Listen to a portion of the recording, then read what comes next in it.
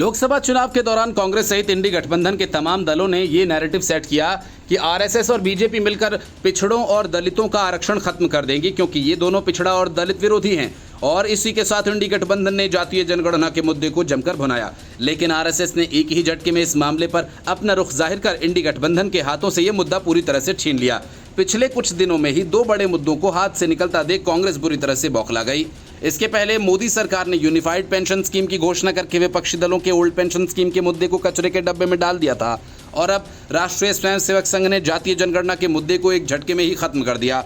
संघ ने अपनी तरफ से जातीय जनगणना का समर्थन कर दिया।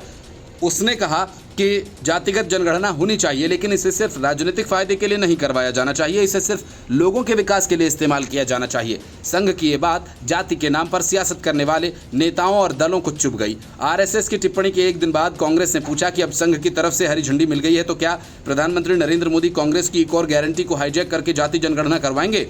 कांग्रेस ने कुल मिलाकर 5 सवाल किए, जिसमें संघ और सरकार दोनों को घेरा। आरएसएस के अखिल भारतीय प्रचार प्रमुख सुनील आम्बेकर ने केरल के पलक्कड़ में एक कार्यक्रम के दौरान कहा था कि संघ को जातिगत जनगणना से कोई आपत्ति नहीं, मगर आंकड़ों का इस्तेमाल लोगों के कल्याण के लिए होना चाहिए, न कि चुनावी फायदे के लिए। राजनीतिक औजार के तौर पर इसका इस्तेमाल किया जाए। संघ नेता के इस बयान के बाद कांग्रेस महासचिव जयराम रमेश ने प्रतिक्रिया दी।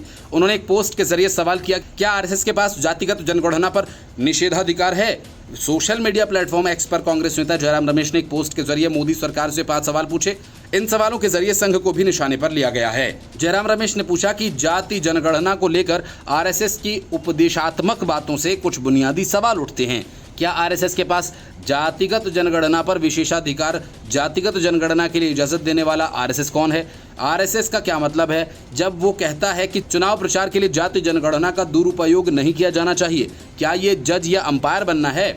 उन्होंने आगे पोस्ट में कहा कि आरएसएस ने दलितों, आदिवासियों और ओबीसी के लिए आरक्षण पर 50% की सीमा को हटाने के लिए संवैधानिक संशोधन की आवश्यकता पर रहस्यमयी चुप्पी क्यों साध रखी है?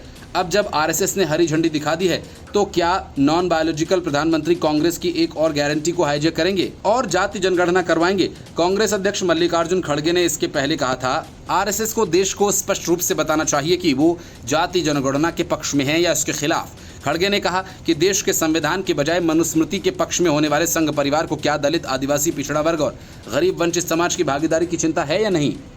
Bureau report, news of India.